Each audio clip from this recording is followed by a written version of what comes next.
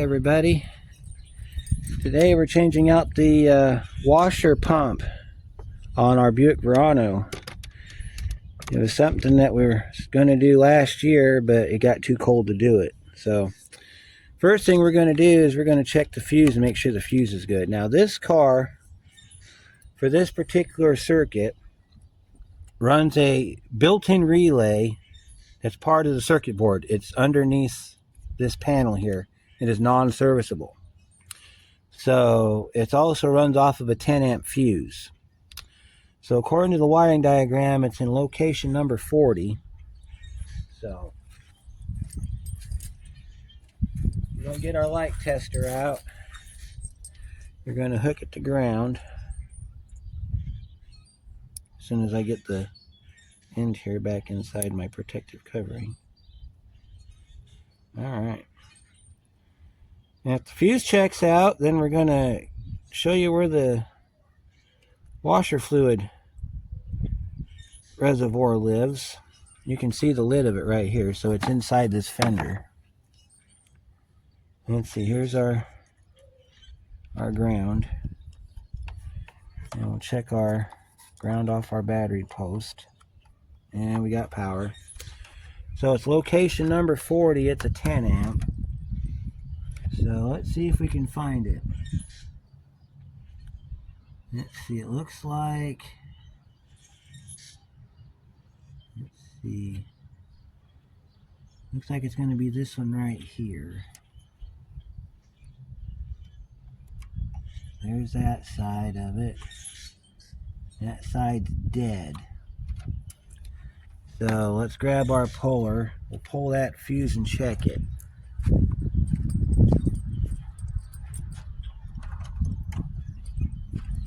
If the fuse is blown, we'll just grab another fuse and put in it, and we'll see if her washers start working.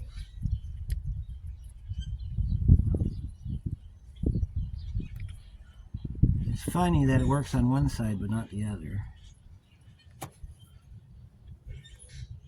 Let's see what we got here. We have a blown fuse where our washer fluid's supposed to go. So let me go grab another 10 amp. I'll be right back and we'll change that out real quick. Alright, got my fuses here. Figure out how this pack opens because I haven't been in here in a minute. Now we're going to put a 10 amp fuse back in the hole. If it blows this fuse, then we're going to change the pump motor because that tells me that the pump motor has shorted out and is causing the fuse to blow. Don't really need to go any further than that with the diagnostic. So put our 10 amp fuse back in our slot here.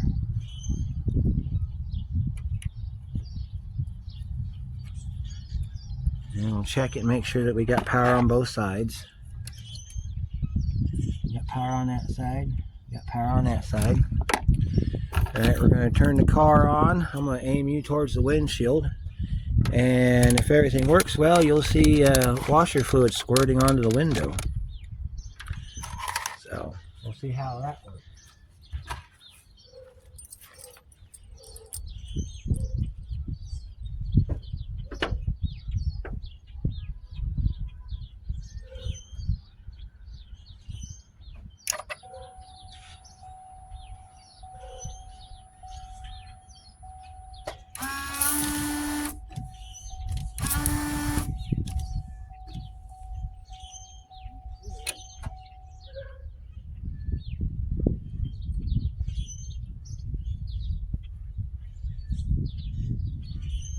That was too easy. That was way too easy. That's all it was. Wow, this is a really short video. So let me show you where the fuse is located in your fuse box if you have one of these cars. So the fuse I changed was right there. That 10 amp fuse, because you see it says 32 on one side, 40 on the other. So the way this goes, it goes 32, 33 is the blank one, 34, 35, 36, 37, 38's blank, 39, and 40. Okay, so I put my light tester on it, made sure that I had power on both sides. I had power on one side but not the other. So that's how I did it. Now if yours blows after you put it in, see this one here, it's still good, so we don't have any shorting issues. But if you did, okay, what you would have to do is take this tire off, and then you'll take these 3 torque bits out. I think they're T30s. And then I think that's all that holds the fender liner in on this car. There's a push pin back here that you might have on yours. And then, of course, you may have some down at the bottom that go into the skid plate. Well, you'd pull that off. Your washer pump reservoir sits right on the other side of that fender liner. There may be a couple screws or a couple push pins that hold it into the fender. You take those out, then it's a 2-piece unit. So what that means is that if you look down here, you see where that rubber boot is down there? This nozzle top fits through that rubber boot into the bottom of the reservoir. So you'd pick this up, you'd lift it straight up and out. Then you could get your reservoir out from the bottom of the fender. And then it's got like a 2-pin connector on it that you unplug, and you're good to go after that. So this is kind of a ridiculous video if you think about it. But basic diagnosis, you don't need a pico scope, you don't need a bunch of fancy tools, you don't need nothing other than a test light and a pair of needle nose pliers.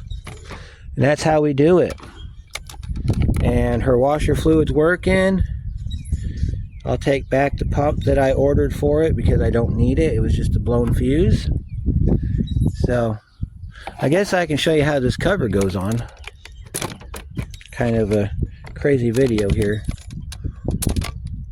So, alright, so we got to flip this around. It goes like this. And then you want to make sure that it snaps back down. And there's that for you. I guess I can show you the, yeah, why don't we? We're gonna do a good video for you guys. I don't believe in these less than 10-minute long videos. And you know, it's not really the algorithm, it's more or less the fact that you really don't get anything from it.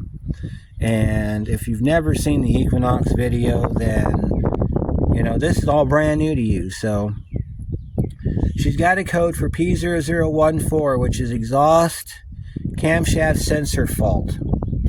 So I'm going to show you where that lives on this car, and we're going to change it.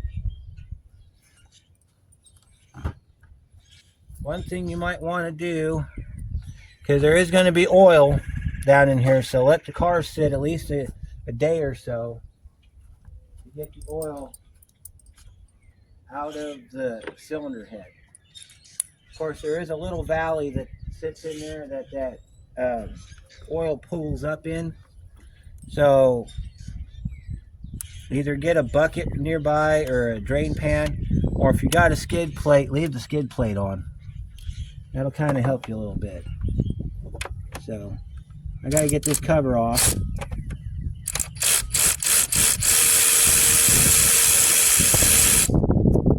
We'll get this cover off real quick. You got to get this off to be able to get to the sensor, because it sits in the bag. This up off of here. Break. You want to pick up on the back of it. Lift up, and then pull this off. And then I'll show you where that sensor lives. This car is getting an oil change too, so it's kind of fortuitous that we get to do this today. Alright, so if you're unfamiliar with where the sensors are on your Ecotec, your intake cam sensor sits down under here. In order to get to it, you got to take the guard off the high pressure fuel pump. This is for the intake side. The exhaust side sits back here. So Let me see if I can kind of direct you in the direction you need to be in. It's a little hard to film this because of the location. You want to find the wire, which is right here. This looped wire. Let me zoom in on it for you so that you can see it. Because it's a little hard to see if you're not familiar with the layout here. Alright, so if you go to the other side of this right here, we're going to pull this loose. This is your vacuum for your power brakes. So we're going to lift this tab back. I did this on the Equinox too, because if you don't, the high likelihood of you breaking this is greatly increased. You lift this red tab here, then you can separate the line here. I don't have it up high enough.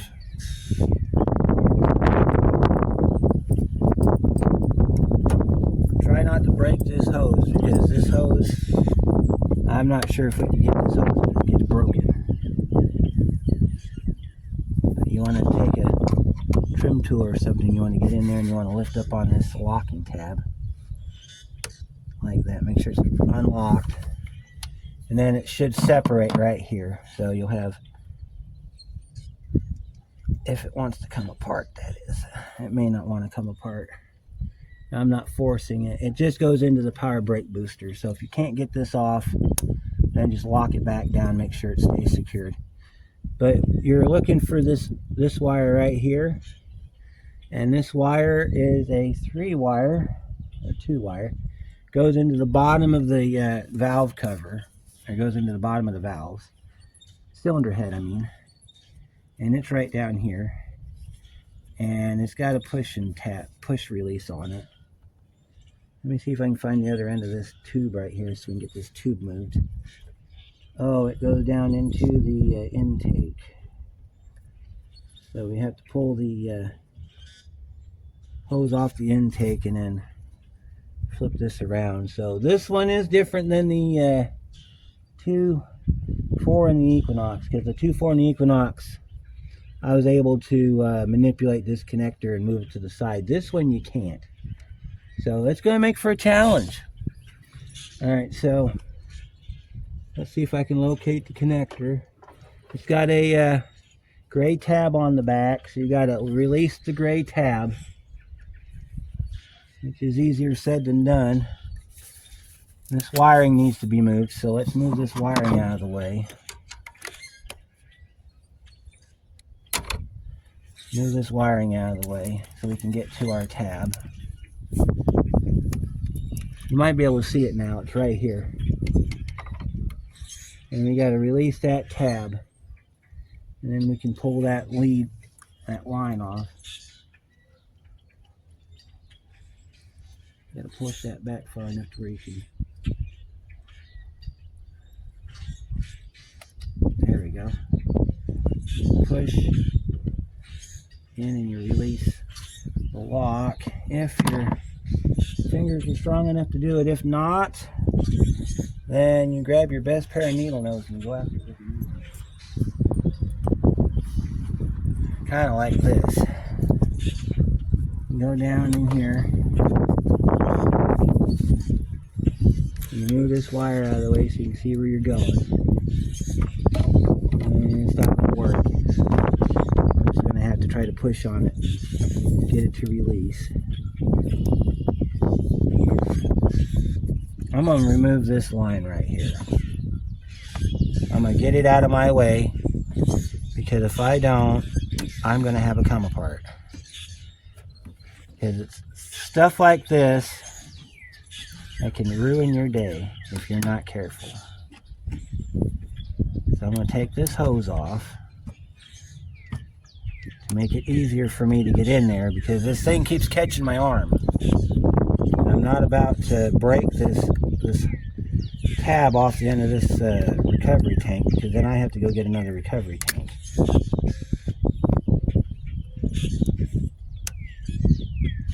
We're just going to go ahead and just going to pull this off. Oh, And we're going to drain a little bit. Not too terrible. It's bound to happen eventually. It's just pressure. And we're going to take the hose and we're going to tap it up against the backside there of your battery. Get it out of the way. Now that we've made everything all covered in antifreeze, we can probably get to this connector now and pull this connector off.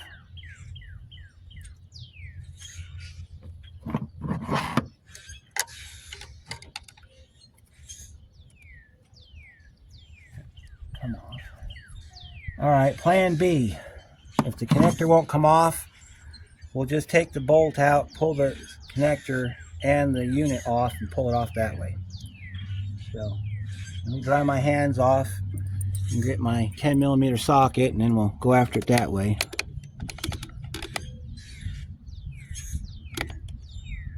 So I'll be right back. Okay, so because we had you zoomed in and you couldn't see anything, we took the hose. You're looking at the brake booster, so we got to zoom you down a little bit more. As you can see, the hose is missing off the end of the recovery, or the reservoir tank. Got to tighten it down here behind the radiator, behind the battery, so it's out of the way.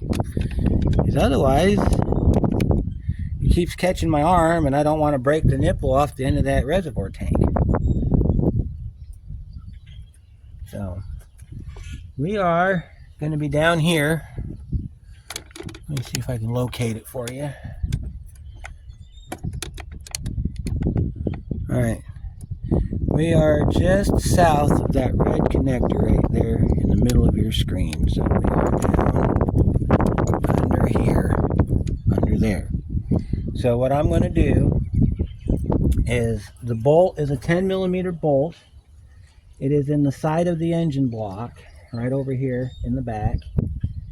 Real easy to find, real easy to get to. It's right in front of this heater hose right here. You may or may not need an extension, but I would carry one just to be on the safe side. These bolts are not very tight, so you shouldn't have a problem getting them out. If you prefer to use a ratcheting wrench instead of a socket, you're more than welcome to. I've done it both ways.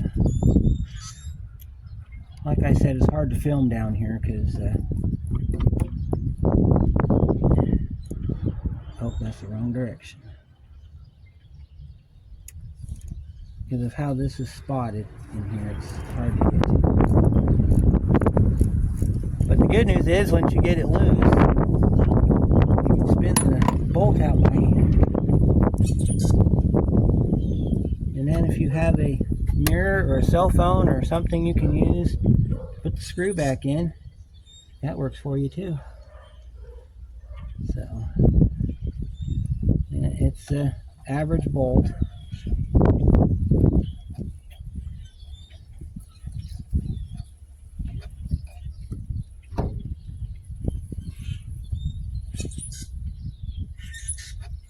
See, here's your bolt right here. That holds your sensor in. I gotta move this hose back because this hose popped loose out of its space I had it in. Alright, so now you want to reach down here, give this thing a twist, and it should come right out.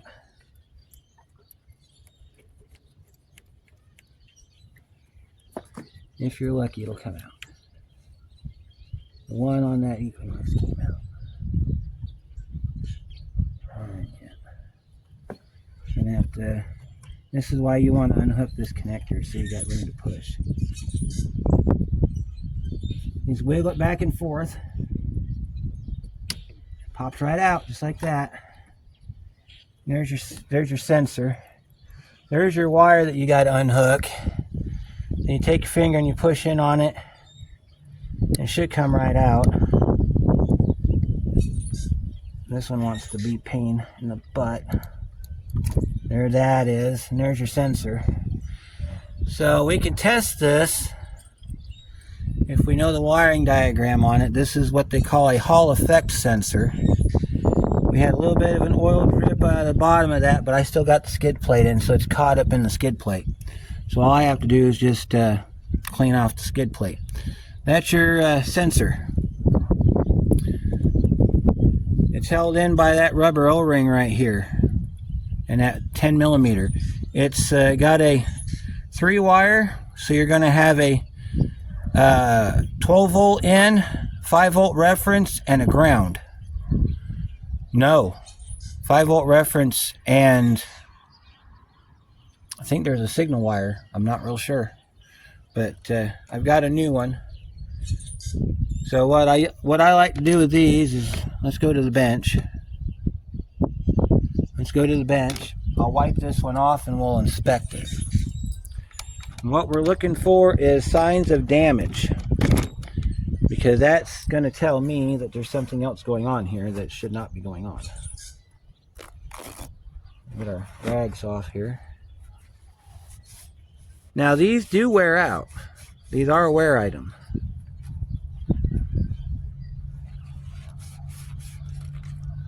Now if you change this and you still have a timing issue, like it says exhaust cam sensor fault still, then you want to look at your timing chain.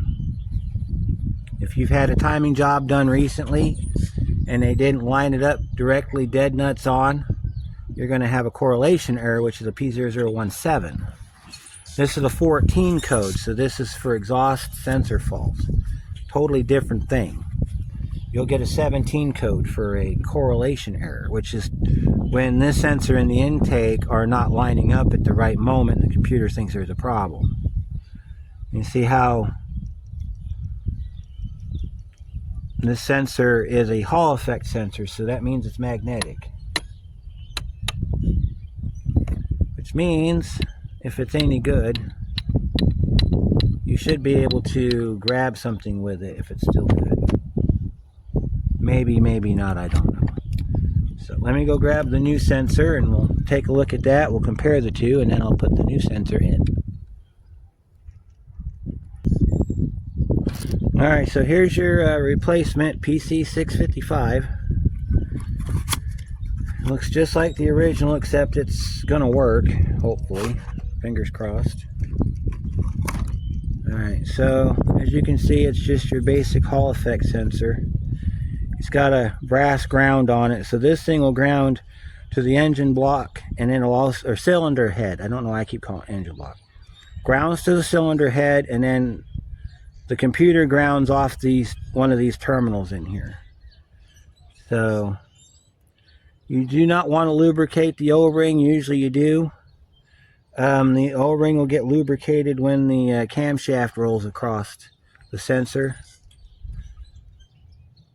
Although if you have a hard time getting this to go back in the engine, you could go ahead and grease it up. But normally I don't. And I've never had any problems with it leaking. So, but you can look at the two. You can see the worn out one versus the brand new one here. Usually these will be split down the side if they're real bad, or you can shake them. You can shake them and you'll hear them rattle because there's a magnet in here. There's some windings and a magnet. And if you shake it, it's because this end broke off on the inside, and that's why it failed. So, enough of that. Let's get this back on the car, because I still have another bunch of work I need to do to this car before it can go home. Alright, so got that done. Now there's a couple ways you can put this in. You can put it in and just feel around for the for this hole, or since you know the general location, which is this radiator, this heater hose, you feel up in here and you feel the empty hole right there. You can pretty much orient your hand to where the bowl hole is going to be, and you won't need to worry about it. So this is what I do. I go ahead and install it because I know where it's going. So put it in like this. If I can find the spot. You push it up in there, and you'll feel it grab. And then if you're not sure of where the screw goes, you can do this little trick. I'll show you this little trick. Take your phone, Or if you don't have a mirror, you can take your phone. Turn on your phone, turn the camera towards you so that you're looking at the camera, okay? And then, since we're looking at the camera here, let me zoom in a little bit so you can see what we're going to do here. Take your camera's up here, flip it upside down, set it down in here like this. You can see the hole right there, okay? There's our sensor, there's our hole right there. You just take your sensor and you just get it all the way up into the slot, and then you'll know where to put your bolt. You can tighten your sensor down. See that? Now I know where the bolt hole is. I can put the sensor down in there, and we don't have to worry about hunting around for it. Now that should sit flush. If it doesn't sit flush, you can go ahead and tighten it down with the bolt, and you can get it set flush that way, which is what I usually do. Or if you put a little bit of oil on it, you can get it to sit that way with the oil on it. Another way you can locate the hole is to put the screw into the sensor, rotate the sensor till the screw falls into the hole, and then get some threads on it like I'm doing. See? And then you'll tighten it down until you can't tighten it anymore with your hand. And then you'll take your socket and you'll tighten it up. You're not going to be able to torque this unless you have the engine out of the car, because there's no way you're going to get a torque wrench down in here. So don't worry about torquing it. There is a torque spec. I think it's 89 inch-pounds, because it's basically 89 inch-pounds for all the little screws. Because of it being plastic, you don't want to run any more than that. Make sure that you pay attention to your 10. Make sure you don't lose it and become a statistic. See, this is why I want to get that hose out of the way, because this hose gets in the way. Got to locate my bolt hole. There we go. And then you get your socket on there. And it still wants to turn by hand, so we'll go ahead and we'll turn it by hand some more. Turn it until it won't turn anymore by hand. You may end up pressing this into the engine block or the cylinder head. You're supposed to.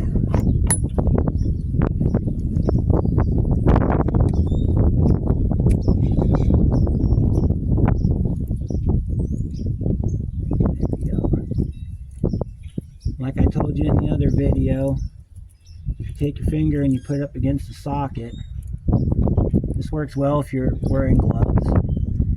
You put a little bit of tension on the socket, and then it'll make the ratchet properly. You just ratchet it down until it stops. When it stops, you want to do about like maybe that much, maybe not even 1/8 of a turn, more like a 1/16 of a turn. Just enough to tighten it down where it doesn't come out. And take your socket out.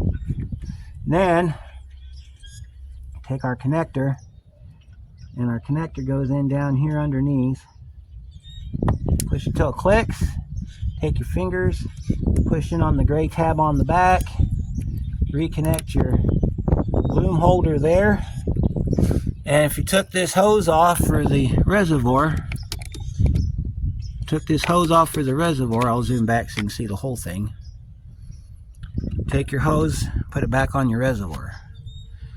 Now, you didn't lose enough fluid to make it worth worrying about, so, you know, as long as your level is up at normal, you're going to be fine. Now, you can try taking the cap off, and maybe that will reduce the amount of coolant you lose because of it being vacuum. But I don't think that's going to make much of a difference, to be completely honest with you. This thing wants to be a terror, so we're going to have to do it the other way.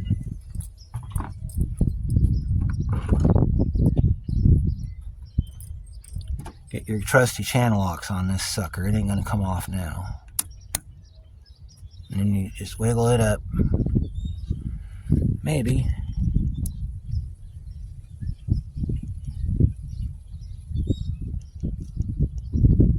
Take your, whatever you got handy, and just kind of shove that thing on there. Or we can do it this way. I'll show you how we do it the other way, since it doesn't want to go back on its own. Pull the hose back off. Take your clamp. Put the clamp up on the hose where it's supposed to go, like that. See how it's like that? And then you take your clamp, close your clamp, and you put the hose back on. And you let your clamp go. That's it. Hose is done. Don't worry about it being exactly on the depressions, but if you're taking it to the car show, you want to get max points, you can do that with it. There you go. That job's done. Now, there is a relearn to the sensors. Basically, the relearn is this. Turn the car on, key on, engine off. Wait for the gauges to do their sweep, and then turn the key off. Wait 10 seconds. Turn the key back on. Let the gauges do their sweep. Start the car. Let the car run. Probably about a minute. Shut the car off. Let the car time out, so about 30 to 45 seconds. Start the car back up. You'll notice that the idle will go high, and then it'll lower down to where it needs to be. So since we got to do an oil change on this car, and I need to do the relearn on that, I'm going to do the relearn on the sensor first. Then I'm going to do the oil change, because if you do the oil change first, there's a good chance you're going to not have enough oil up on the camshafts, and you could end up causing some damage to the cam lobes. Or, yeah, that would be the only thing. You damage the cam lobes, because the phasers usually have oil already in them from the last time it was ran. So, I'm going to do the relearn on this, and I hope this was helpful with you. Kind of went a little bit different than normal, but it is what it is. I'm not going to bore you with an oil change, because on this car it's real easy. You got to drop your skid plate if you still have it. You got to relieve the pressure off that cap down there. You got to take that cap loose. Give it a minute to get it all drained down. Pull your dipstick, lay it down on your cowl cover here, or your radiator core support. Lay it down in here. And let it drain. Drain it out. Tighten it back up to 25 foot-pounds on the drain plug. That gets torqued to 18 foot-pounds, or snug. You put your oil in it, and off you go. Nothing really much to it. And then you put your bolts back in your skid plate. So, I guess I can show you the relearn procedure for this thing. So, I've done relearn on this already for the Equinox, but I don't think I showed it in that video. So, you guys are going to be the first to see a relearn on this sensor. You want to do this on the intake and the exhaust sensor. You should change them both in pairs, but if only one of them's giving a code, then don't worry about it too much. Now, as far as the code set, or the code clearing, I will do that at the end, because I got to reset the computer for the sensor computer for the oil computer. So, turn it on, let the gauges sweep. Alright, and turn the car off. We'll let it time out, and you'll know it's timed out because the IntelliLink for the climate control and the entertainment center will go dark if it's timed out. Alright, it just timed out, so we're going to go ahead and turn the key back on. This time we're going to start the car. Let it cycle. Alright, now we're going to start the car.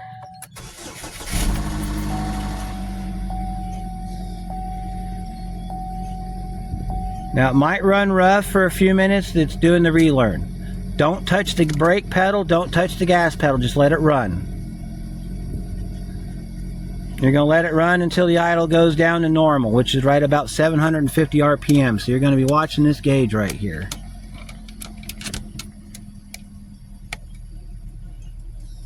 Let me see if I can drop my thing down here. Like I said, it usually takes about a minute. Because it's doing the relearn right now.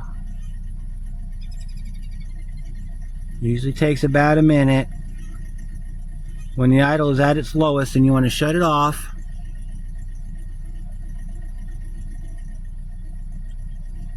And then wait for it to time out again. And I'll show you the timeout here in a minute. Alright, so we are at the lowest point, so we're going to go ahead and shut it off. Alright, it timed out automatically, so we're going to go ahead and start it back up.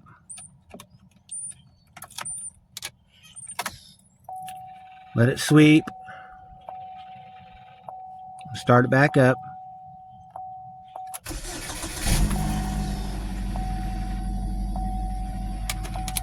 Watch your tack. I wish I could get a better view of the tack for you guys.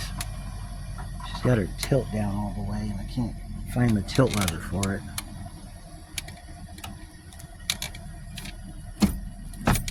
And she's got it all the way up. Okay. Because you're going to go to the 1000 RPM mark and then it's going to... Let me see if I can do it this way. There we go. See, now it's going to... See, now we're down towards the bottom of the... And that's it. She's relearned. Turn it off and let it sit. While it's sitting, do your oil change. Because you're also going to be, while you're doing your oil change, you're going to be looking up towards the back of the engine to make sure that you don't have a leak. Because it's been running long enough that if that seal's leaking on that sensor, you'll know it. So, I'm going to finish this car up and I'll see you on the next one.